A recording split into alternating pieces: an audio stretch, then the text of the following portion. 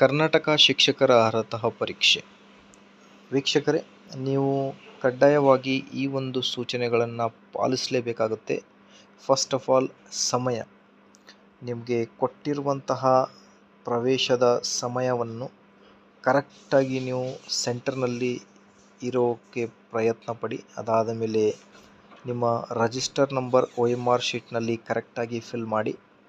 ಅದಾದ ನಂತರ ನಿಮ್ಮ ಪ್ರಶ್ನೆ ಪತ್ರಿಕೆ ಮತ್ತು OMR ಏನಿದೆ ಪತ್ರಿಕೆಯ ಸಂಖ್ಯೆ ಸೇಮ್ ಆಗಿರಬೇಕಾಗುತ್ತೆ.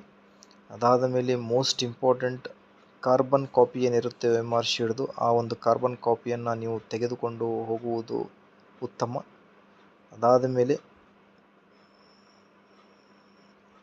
OMR ಶೀಟ್ನಲ್ಲಿ ಒಂದಕ್ಕಿಂತ ಹೆಚ್ಚು ಶೇಡನ್ನು ಮಾಡಬೇಡಿ. ಬಹಳಷ್ಟು ಆಸ್ಪಿರಿಯಂಟ್ಸ್